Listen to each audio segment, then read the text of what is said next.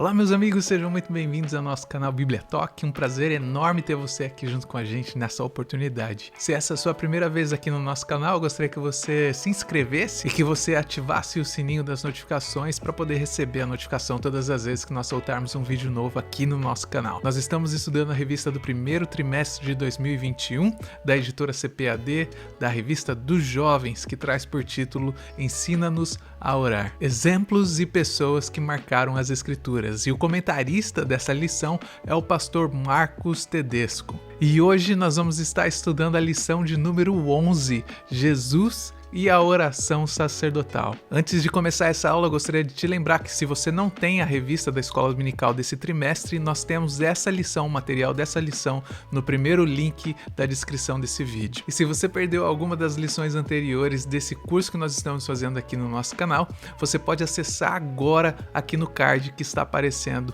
em cima no nosso vídeo. Para ministrar essa aula de hoje, eu gostaria de convidar e que você recebesse nosso amigo querido pastor Elias. Olá meus irmãos, que a graça e a paz do Senhor Jesus esteja contigo. É um privilégio poder estar aqui mais uma vez para juntos estudarmos a palavra de Deus nesse primeiro trimestre de 2021. A lição de jovens que traz por título Ensina-nos a orar, exemplo de pessoas e oração que marcaram as Escrituras. Então vamos ao texto do dia, ou textuário que diz: manifestei o teu nome aos homens que do mundo me deste, eram teus, e tu mudeste, e guardaram a tua palavra. Está registrada em João, capítulo de número 17, versículo 6. Vamos aqui agora para o início, a introdução, para o texto bíblico em classe, que está registrada no Evangelho de João, capítulo 17, do versículo 1 a 4, depois do verso 9 a 11, e depois do versículo 17 a 19, e depois do versículo 22 a 23. Então, o capítulo 17, ele foi aqui fragmentado, vamos dizer assim, por pontos, para que nós possamos ter uma melhor compreensão sobre o tema desta lição de hoje. Primeiro versículo diz: Jesus falou essas coisas e, levantando os olhos ao céu, disse: Pai, é chegada a hora, glorifica teu filho, para que também o teu filho te glorifique a ti. Assim como lhe deste poder sobre toda a carne, para que dê a vida eterna a todos quanto lhe deste. E a vida eterna é esta, que conheçam a ti só por único Deus verdadeiro e a Jesus Cristo a quem enviaste. Eu glorifiquei-te na terra, tendo consumado a obra que me deste a fazer. Eu rogo por eles, não rogo pelo mundo, mas por aqueles que me deste, porque são teus. E todas as minhas coisas são tuas, e as tuas coisas são minhas, e nisso sou glorificado. E eu já não estou mais no mundo, mas eles estão no mundo, e eu vou para ti. Pai Santo, guarda em teu nome aqueles que me deste, para que sejam um, assim como nós. Santifica-os na verdade, a tua palavra é a verdade. Assim como tu me enviastes ao mundo, também eu os enviei ao mundo.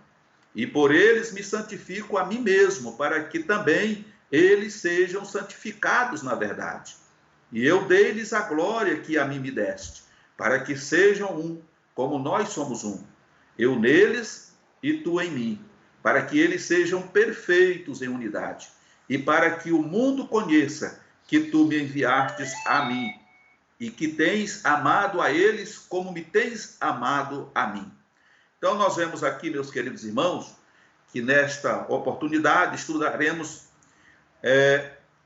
uma oração muito especial, que foi a oração realizada por Jesus ali no capítulo 17 do Evangelho de João. Ela é chamada de a oração sacerdotal.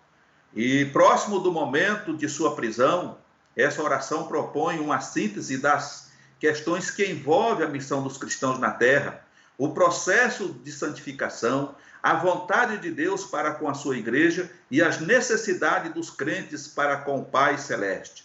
A oração proferida por Cristo revela misericórdia, justiça, glória e verdade de Deus para conosco. O Mestre apresenta a Deus as nossas necessidades e pede que conheçamos a perfeita alegria, sejamos guardados do mal, cresçamos em verdade e em santidade e que possamos demonstrar o amor com as pessoas. Essa oração, que faz parte de um momento tão intenso da vida de Jesus e de seus discípulos, nos permite um alento e um refrigério diante de tantos desafios que enfrentamos no mundo. E nos lembra de que, em Deus, somos mais do que vencedores. Louvado seja o nome do Senhor. Então, nós vemos que o Senhor Jesus, durante o seu ministério terreno, ele enfrentou muitas dificuldades. Mas o Senhor esteve ali presente, junto com os discípulos, e sempre ele resolveu as dificuldades, ele expeliu os demônios, todas as forças contrárias que vinham contra aquilo que ele estava fazendo com seus discípulos. Nós vemos que a operação satânica, ela era constante, mas o Senhor estava ali sempre em vigilância e defendendo os seus discípulos e, por que não dizer, a sua igreja. Mas agora, neste momento da oração, ele diz: eu já não estou mais no mundo, eu já estou retornando para ti, para a glória, para o céu, de onde eu estava antes, mas eles estão no mundo, eles vão ficar aqui. Então, Pai, abençoa, guarda, livra do mal. Então, essa era a preocupação do Senhor Jesus. E nós sabemos que um dos cuidados do Senhor também foi na questão de que os discípulos, após a sua ressurreição e o retorno para o Pai, eles não se ausentassem de Jerusalém, porque sem o auxílio, sem a ajuda do Espírito Santo, o Consolador, que ele durante muito tempo falou, é necessário que eu vá, para que o Consolador venha a vós, se eu não for, o Consolador não virá, e etc e tal. Então, eles dependiam dessa ajuda para que eles tivessem não só motivação para fazer o trabalho do Senhor, mas tivessem também esse respaldo espiritual e dons para que pudesse subjugar as forças do inimigo. Então, nessa oração, o Senhor Jesus coloca isso. O desejo do Senhor Jesus era que a igreja fosse um com o Senhor Jesus, assim como o Senhor era um com o Pai. Houvesse uma unidade perfeita entre o Pai, o Filho e a igreja. E por que não dizer o Espírito Santo também? Então, o primeiro tópico vem falar sobre é chegada a hora. Em fervente oração, Jesus, momentos antes de sua prisão, dirige a Deus essa oração, que é um modelo de como devemos orar por aqueles que estão sob nossa responsabilidade.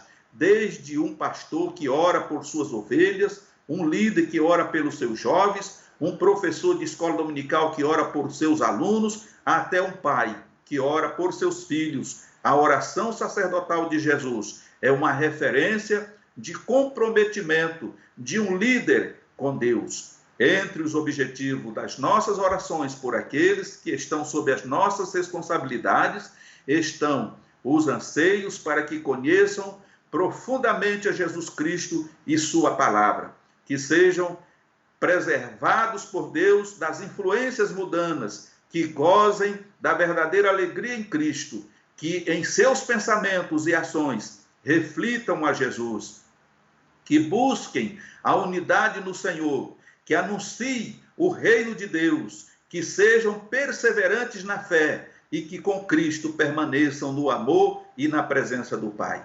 Então essa deve ser a preocupação de todo cristão, E aqui o comentarista dá o exemplo de um professor de jovens, um líder de jovens, um pastor, ou mesmo um pai de família, quando ele ora e intercede diante de Deus pelos seus filhos, ele deve ter essa preocupação de que seus filhos sejam alcançados pelo Espírito Santo, que o Senhor toque neles, que eles sejam despertados para melhor servir a Deus, que eles possam estar de pé na presença do Senhor, porque o maior desejo do coração de um pai não é ver o filho se perder ou andar de qualquer maneira, mas o maior desejo de um pai é ver o seu filho trilhando num caminho reto e, de preferência, agradando a Deus em tudo. Por quê? Porque a esperança do cristão, por que não dizer da igreja coletivamente, é o arrebatamento da igreja, é a ida para o céu, é estar com o Senhor nos ares. E nós sabemos que isso vai acontecer a qualquer momento. A qualquer momento o Senhor voltará. Então imagine esse pai, a alegria, a felicidade, não só de estar na presença do Senhor naquele dia, mas poder olhar e contemplar toda a sua família, todos os seus filhos e netos ali diante do Senhor, porque seguiram fielmente, obedeceram a palavra do Senhor e agora eles estão ali para desfrutar toda a eternidade com o Senhor Jesus. Eu acho que não há alegria maior para um pai de família, né? Poder se dedicar 100% ao Senhor e conduzir os seus filhos, como diz a Bíblia, né? Ensinar o menino no caminho que deve andar, né? E depois de adulto não se desviará dele. Então esse, eu acredito que é o maior legado que um pai cristão pode deixar, né? Saber que se ele morrer antes da volta de Jesus, ele morre tranquilo, ele morre feliz, porque ele sabe que ele cumpriu a sua missão como pai e como cristão e como servo de Deus. E sabe que se seus filhos prosseguir, caminharem da mesma forma, um dia eles se encontrarão na eternidade e viverão felizes para sempre. Amém? A oração sacerdotal é um marco no ministério de Cristo, pois nos permite perceber o cuidado do Mestre para com a grande amplitude dos desafios que seriam enfrentados pela igreja. Podemos observar que a vida de oração sempre foi uma constante no ministério de Jesus. Veja o quão frequente essas práticas era registrada. No batismo, de madrugada, no monte, antes de escolher os seus 12 discípulos, na transfiguração, no Getsêmani, entre inúmeras tantas outras vezes. Foram muitos os momentos de oração que marcaram o ministério terreno do Filho de Deus. Porém, a oração sacerdotal ocupa um lugar especial por sua amplitude de temas e chamados ao grande desafio proposto ao povo de Deus. Então, nós vemos aqui, para concluir esse primeiro tópico, que o Senhor Jesus, ele tinha e viveu uma vida de oração. E como vimos na lição passada, tudo que o Senhor Jesus fez serve como modelo, porque ele nos deu o exemplo. Precisamos, como cristãos, nos desapegar de tudo aquilo que é material, ou reservarmos tempo para nos dedicarmos à oração. Não quero dizer com isso que eu e você precisamos estar 24 horas orando, né, de joelho dobrado, na presença do Senhor, porque temos outros afazeres, temos outras coisas que também são importantes nas nossas vidas, como trabalho, família e etc. Mas precisamos separar tempo para essa comunhão pessoal e restrita com o Senhor. Precisamos dedicar tempo, seja uma vez por dia, 2 vezes por dia, 3 vezes por dia, como fazia Daniel e muitos servos de Deus, mas que possamos tirar tempo a sós com o Senhor, onde possamos nos derramar na presença de Deus e possamos assim estar orando por nós, pela igreja, pelos nossos familiares, pelo nosso país, pelas autoridades constituídas, pelas nações do mundo, enfim, porque é através da paz do país que nós teremos paz, é o que a Bíblia nos ensina. Então, quando nós praticamos isto, nós estamos com toda certeza no centro da vontade de Deus. O segundo ponto diz, a mensagem da cruz. Jesus inicia sua oração falando, Pai, é chegada a hora. Mas que hora era essa? O momento em que Cristo, movido pelo amor infinito de Deus, deu a sua vida na cruz para que todos nós tenhamos acesso à vida eterna. Foi um ato movido por um amor que nós jamais poderíamos imaginar, mas que conseguimos senti-lo, nos transformando, nos envolvendo e nos direcionando a seguir a Cristo em todos os momentos de nossa vida. Esse amor também leva a nos entregarmos diariamente em prol da salvação dos nossos irmãos. Afinal, o Pai não quer que ninguém se perca. conforme Mateus 18, verso 14. Então nós vemos aqui que quando chegou a hora, o Pai sabia, aliás, Jesus sabia e estava falando ao Pai que tinha chegado a sua hora. Era a hora dele tomar aquele cálice, era a hora dele assumir toda a responsabilidade que estava sobre os nossos ombros. Ele tomava para se cumprir o que o profeta Isaías tinha dito, que ele tomou sobre si as nossas enfermidades, as nossas dores, os nossos pecados, né? Ele foi moído por todas as nossas transgressões. Então ele assumia. E como exemplo de Jesus, nós hoje devemos ter o mesmo amor, o mesmo sentimento pelos nossos irmãos, pelos nossos vizinhos, pelos nossos parentes, pelos nossos amigos, porque, como diz o comentarista, o desejo de Deus é que todos se salvem e que todos venham ao conhecimento da verdade, porque conhecendo a verdade nos liberta. Louvado seja o nome de nosso Senhor Jesus Cristo. Mediante o sacrifício de cruz que se aproximava, o plano divino de redenção da humanidade estava chegando ao momento supremo, onde o Cordeiro de Deus daria a sua vida por cada um de nós.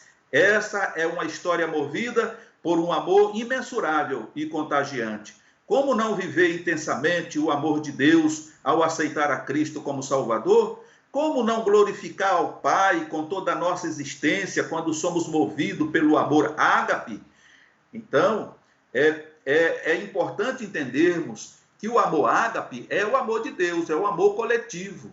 E a nossa alegria tem que ser a alegria da igreja. A alegria da igreja é a nossa alegria, né? E nós precisamos nos alegrar, magnificar o nome do Senhor, adorar Ele, não de palavra, de boca tão somente, mas adorar o Senhor em espírito e em verdade, algo que brota no nosso ser, na nossa alma, no coração, tá? E dar ao Senhor o melhor de nós. Aí nós vamos estar no centro da vontade de Deus, a igreja abençoada. Irmãos, quando nós chegarmos a esse entendimento, eu acredito, como muitos têm clamado, têm orado e têm buscado, haverá um grande avivamento na terra, né? Esse avivamento já chegou, né? O derramado Espírito Santo já chegou, mas o avivamento que a igreja precisa hoje é que cada crente se conscientize dessa necessidade e se volte para Deus. A partir do momento que voltarmos para Deus, com o coração quebrantado, né, sedentos e famintos de Deus, então eu sei que haverá um mover de Deus como nunca houve, e eu tenho certeza que muitas coisas vão acontecer e a igreja vai triunfar novamente em meio a tanta coisa estranha que tem acontecido nesse nosso tempo. Enfim, todas as coisas são para a glória de Deus, e Cristo manifestou esse belíssimo fato em sua oração, quando Jesus diz: glorifica o teu Filho, não busca a sua própria glória, mas sim a glória do Pai e do Filho, que com o Espírito Santo forma uma única pessoa, a Trindade.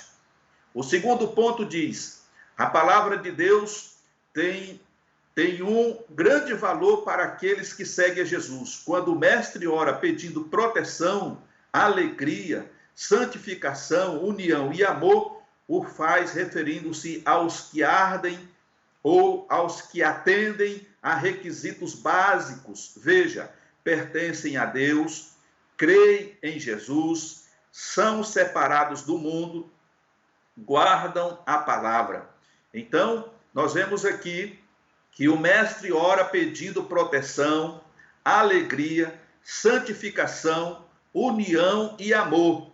O faz referindo-se aos que atendem a requisitos básicos. Por exemplo, primeiro pertencem a Deus, crê em Jesus, são separados do mundo e guardam a palavra de Deus. Então, isso aqui o Senhor não está orando para qualquer pessoa que diz que é cristão. O Senhor está orando e pedindo isso ao Pai para aqueles que pertencem realmente a Deus, que aceitaram Jesus como único e suficiente Salvador, que se entregaram e aceitaram o sacrifício de Jesus, né?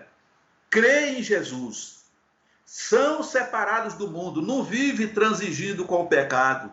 Eles são verdadeiramente servos de Deus, são cristãos, vive uma vida de pureza, né? São separados do mundo e segue aquele ponto de vista de Jesus. Vocês estão no mundo, mas vocês não são do mundo. Por quê? Porque se vocês fossem do mundo, o mundo vos amaria. Mas como vocês não são do mundo, vocês são odiados, vocês são perseguidos, vocês são caluniados, vocês são difamados e etc e tal. Por que isso acontece? Porque vocês não são do mundo.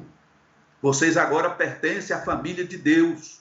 Vocês estão numa outra dimensão.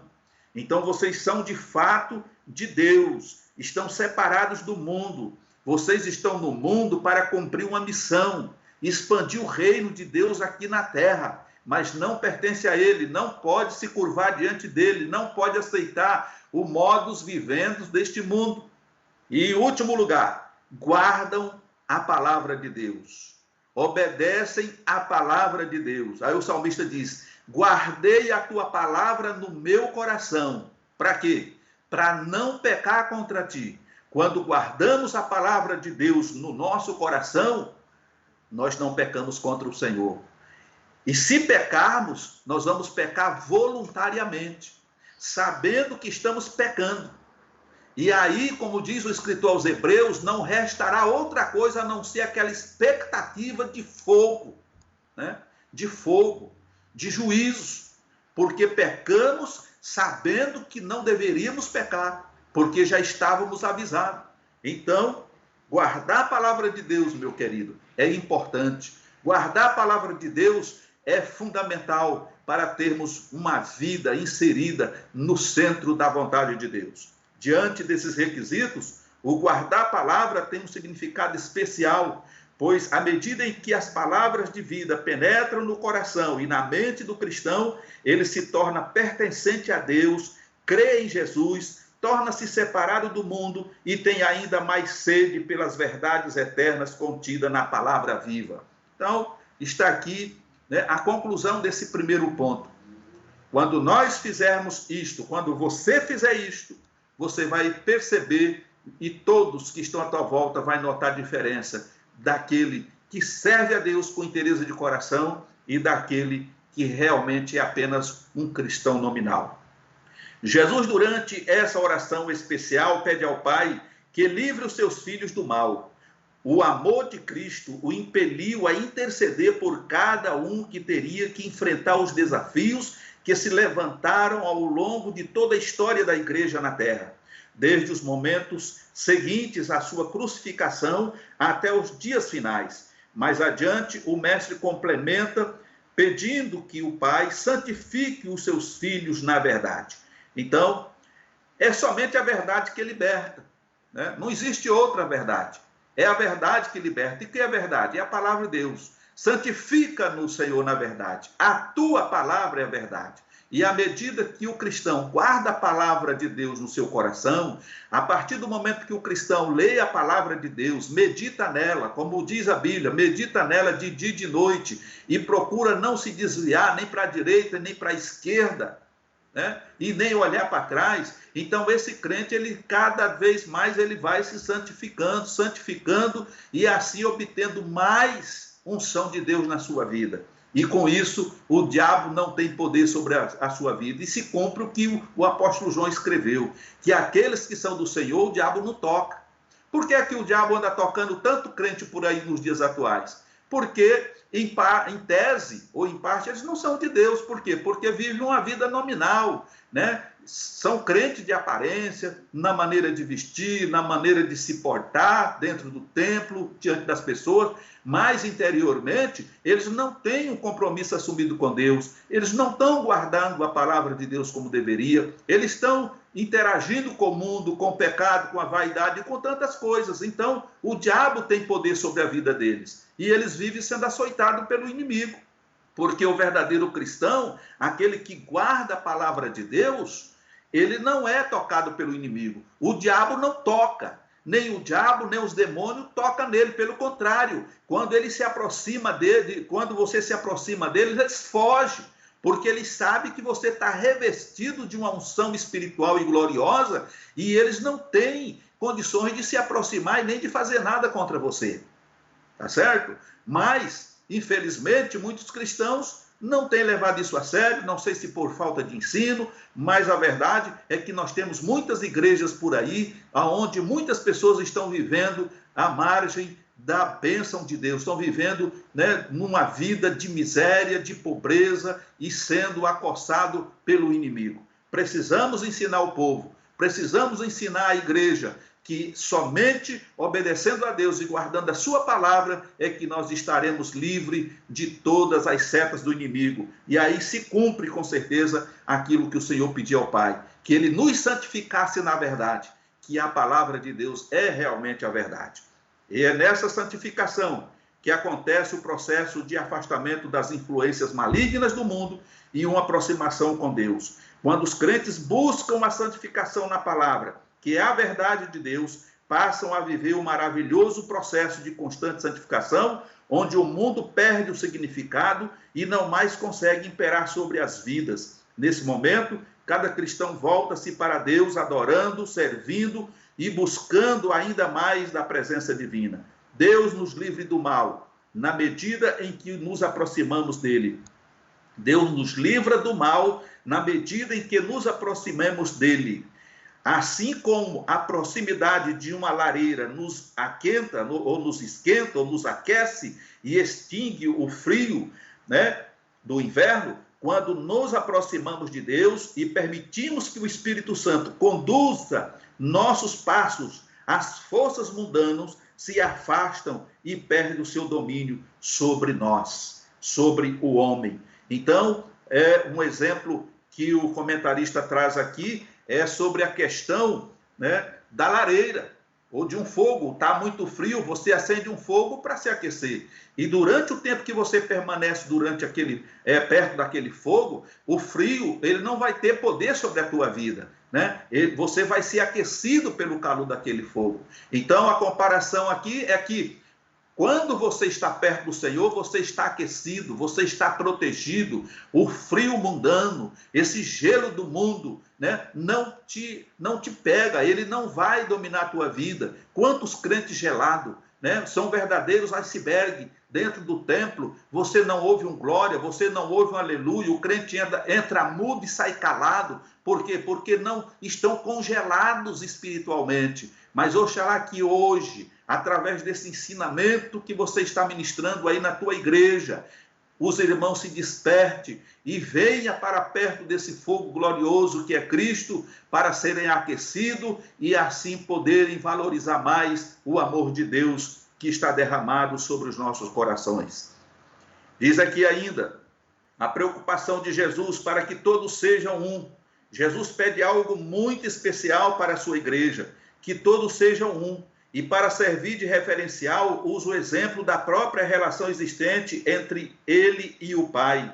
Mesmo assim, como o Pai e o Filho, juntamente com o Espírito Santo, são um, formando a Trindade. Os que fazem parte da igreja devem também buscar uma unidade que não seja quantitativa, mas sim plena na formação de um só corpo. Jesus não se refere à união institucional e relacional entre pessoas e igreja, mas à formação de um único corpo espiritual. E esse corpo espiritual é a igreja, é o corpo de Cristo. O mestre não pede que todos formem um, mas que sejam um. O desejo que é demonstrado na oração é para que essa união seja de uma amplitude espiritual de todos os que se entregam a Cristo, a palavra e a santificação. Então nós vemos aqui que o desejo do Senhor Jesus não é termos uma igreja ou um templo, né, formado aí por milhares de pessoas. É claro que isso é muito importante, mas o Senhor está falando de unidade. Muitas vezes nós estamos reunidos, mas não estamos unidos. E reunião só não vale. Olha, irmão, eu estou indo para a reunião, mas o mais importante na reunião é a união, né? É aquilo que diz lá o Salmo, né? Quão bom e quão suave é que os irmãos vivam em união, reunidos e unidos para a glorificação do Senhor. E unidos em quê? No corpo de Cristo. Nós não podemos, como membros do corpo de Cristo, estar fora do corpo. Nós temos que estar inserido no corpo de Cristo. E assim nós vamos funcionar de maneira correta. O terceiro tópico diz: para que o mundo conheça que me enviaste. Como o mundo nos vê? É a primeira questão. Como o mundo nos vê? Qual o sentimento que as pessoas descrentes possuem por cada cristão convicto e comprometido com o reino de Deus? Então, eu vou ler de novo. Qual o sentimento que as pessoas descrentes possuem por cada cristão convicto e comprometido com o reino de Deus? Você já parou para pensar nessa questão? Se nós, enquanto igreja, formos aceitos pelo mundo e bem tratados pelos não cristãos, algo está muito errado. É aquilo que nós já falamos a princípio, e foi também a questão da oração de Jesus, né? Porque Jesus estava indo para o Pai e agora a igreja ia ficar por um período sozinha, até a chegada do Espírito Santo. Então a preocupação dele, de Jesus, é que enquanto ele esteve aqui, ele cuidou da igreja, ele guardou a igreja, ele defendeu a igreja do mal, mas ele agora estava voltando. Ele agora estava voltando para o Pai. Então, Jesus, eu citei o versículo de agora há pouco, né, que nós seríamos odiados. E por que o mundo vai nos odiar?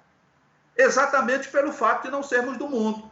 Então, aqui, o que o comentarista está dizendo, e é a mais pura verdade, é que quando nós, como cristãos, estamos sendo amados pelo mundo, estamos sendo ovacionados pelo mundo, tem alguma coisa errada. Por quê? Porque como cristão e conhecendo a verdade, nós sempre vamos andar na contramão do pecado, na contramão do mundo.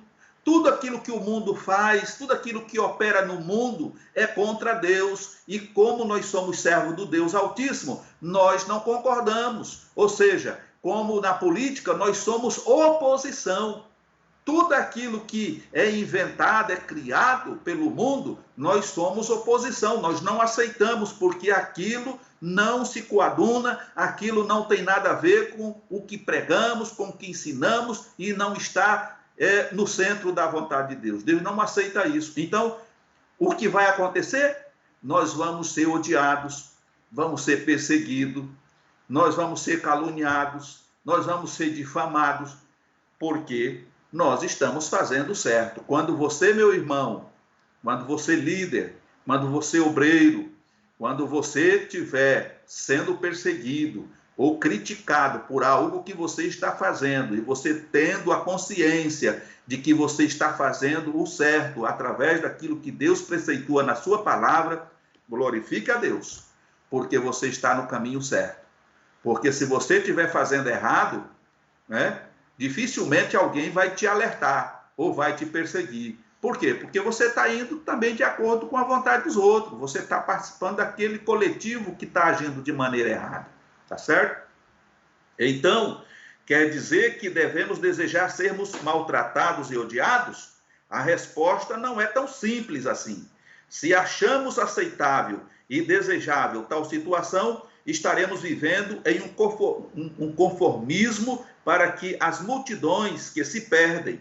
Nosso coração deve almejar intensamente a conversão dessas pessoas para que elas venham a confessar a Cristo e então viver plenamente uma nova vida. Mas enquanto essas pessoas não aceitam o sacrifício na cruz, terão ódio por cada um de nós, pois veem em nossas vidas algo que não compreendem e não aceitam.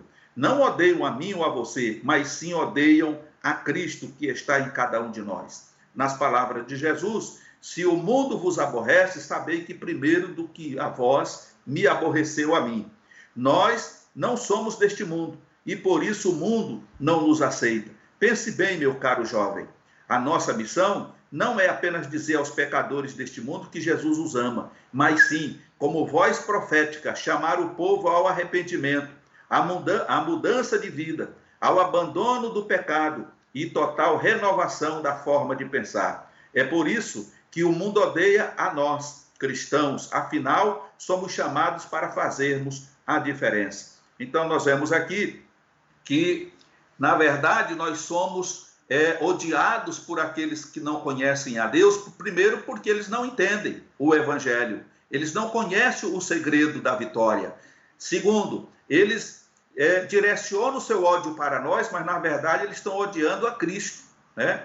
Porque nós estamos representando a Cristo aqui na terra. O apóstolo Paulo diz que nós somos embaixadores de Deus aqui, estamos aqui promovendo o reino de Deus. Segundo, nós somos perseguidos e o Senhor Jesus disse, não fique aterrorizado, preocupado, surpreso se o mundo vos persegue, porque antes de perseguir a vós, eles me perseguiram, e sereis odiados de todas as nações. E o tempo vai ficar tão difícil, né? Principalmente no período da grande tribulação, que muitos, para não morrer de fome, para poder usufruir das benesses que o anticristo vai implementar na terra, eles vão entregar pais, irmãos, mãe, e para poder se dar bem, porque nesse período vai haver uma perseguição muito grande contra todos aqueles que professam o nome de Deus.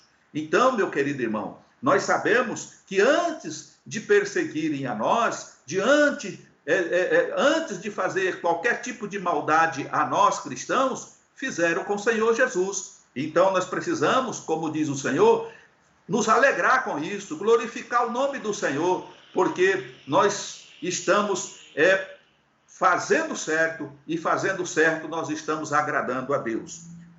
O segundo ponto diz, e conhecerão o teu nome. Foi através da obra de Cristo que o nome de Deus foi sendo conhecido pelos homens que estavam sendo alvos da intercessão naquele momento. A palavra de Deus alcança as vidas e as transforma. Mas para que isso ocorra, essa mensagem precisa ser manifestada no modo de viver de cada um que a propaga. Caro jovem, se você deseja proclamar o amor de Deus aos seus colegas, permita que eles vejam em você a manifestação desse amor. Então aqui entra um ponto também importante, que é a postura dessa pessoa, né? Eu tenho visto muitas pessoas querendo viver de acordo com o mundo. E dizem, eles propagam por aí, que é uma forma de se aproximar de pessoas que estão vivendo naquela situação para poder falar de Jesus para elas. Eu penso o contrário, e pelo que eu entendo biblicamente falando, nós temos que ter uma postura diferente. Vamos supor, você quer ganhar pessoas que estão no mundo das drogas, né? São Paulo, por exemplo, tem a Cracolândia. Então, para mim ganhar aquelas vidas ali, por acaso, eu vou precisar me vestir do jeito que eles vestem, ficar do jeito que eles fazem, talvez usar droga para ficar meio loucão, para poder chegar lá e falar de Jesus. Eu acho que isso é errado, de maneira nenhuma. Eu quero ganhar os hippies, né, para Jesus, né? Se bem que hoje não existe mais, isso aí aconteceu na década de 70, mas vamos supor que eu quero ganhar os hippies para Jesus. Então eu tenho que me tornar um hippie, né? Tenho que deixar o cabelo crescer, barba crescer, botar brinco na orelha, né? Aquela coisa toda para poder ganhar eles. Também não vejo nenhum nexo nisso. Então, o que está dizendo aqui, nós temos que mostrar o exemplo através daquilo que o Senhor fez na minha vida. O que é que o Senhor fez na minha vida? Ele trouxe uma transformação de vida, ele mudou o meu caráter, o meu jeito de ser. Não importa como você era. Se você foi ladrão, se você foi assassino, se você foi alguma coisa ruim no passado, com Cristo agora você se tornou uma nova criatura. Então, tudo aquilo que você fazia antes, você não faz mais. E é através dessa transformação, dessa mudança, é que você vai alcançar as pessoas que vão estar te observando, te vendo. Eles vão sentir o interesse de saber como que você conseguiu chegar ali. E aí a oportunidade de você mostrar Jesus, o que Jesus fez na sua vida, porque na verdade a pregação não é algo fabricado, não é algo improvisado. A maior pregação é o testemunho de transformação de vida que Deus fez na tua vida. Certo? Muita gente fica preocupada. O que é que eu vou pregar? O que é que eu vou dizer? Como é que se prega? Ora, irmão, a pregação ela tem que ser aquilo que Jesus fez na tua vida. O que Jesus fez na tua vida? Então, através do que o Senhor Jesus fez e está fazendo, é uma pregação. Olha, eu vivi assim, eu fiz isso, eu fiz aquilo outro. Mas um dia eu encontrei Jesus. Jesus mudou o meu ser, mudou, me transformou, mudou o meu caráter. Hoje eu estou vivendo uma nova vida com Cristo. Sou abençoado. Deus tem me abençoado, está abençoando minha família. Então, as pessoas que realmente têm desejo e querem essa mudança para si, elas vão perguntar para você o que devo fazer, que é o caso daquele carcereiro. Depois de ver todo aquele operar do Senhor dentro daquela prisão, e ele preocupado que os presos tinham fugido, e Paulo chama a atenção dele, olha, não te faça mal, ele queria se suicidar. Paulo diz, não faça isso porque todos estamos aqui. E depois de ver tudo aquilo, ele fala, o que farei para ser salvo? Aí Paulo diz, crê no Senhor Jesus e será salvo tu e a tua casa. Então é a partir do exemplo de vida, é a partir do amor que você vai demonstrar pelo perdido, é que você vai conquistar. Logicamente que com a ajuda do Espírito Santo você vai conquistar aquela pessoa. Você vai trazer aquela pessoa para o teu lado e você vai conseguir discipulá-la, ensiná-la e levar para Cristo. Aleluia. Em um certo momento, Jesus, dando as instruções finais aos discípulos, falou acerca da frutificação do cristão. Não me escolhestes vós a mim, mas eu vos escolhi a vós, e vos nomeei para que vades e deis fruto, e o vosso fruto permaneça. Com esta palavra, o Mestre nos deixa um grande desafio, a continuação da sua obra. Em breve o plano de redenção estaria consumado, o sacrifício de Cristo seria realizado e uma nova vida seria possível a todos os que crescem.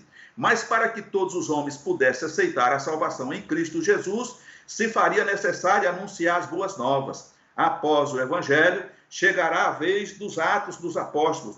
Após o sacrifício vivo, Cristo ordenou, ide por todo o mundo. Nós somos chamados a viver a continuação da história da igreja. Somos escolhidos por Cristo para dar frutos e frutos que permaneçam. A obra continua e cada um de nós jovens somos convocados pelo Mestre amado a anunciar a todos que há esperança. Diga sim ao seu chamado. Então nós vemos aqui, na conclusão desta aula, que o Senhor Jesus deu início ao ministério.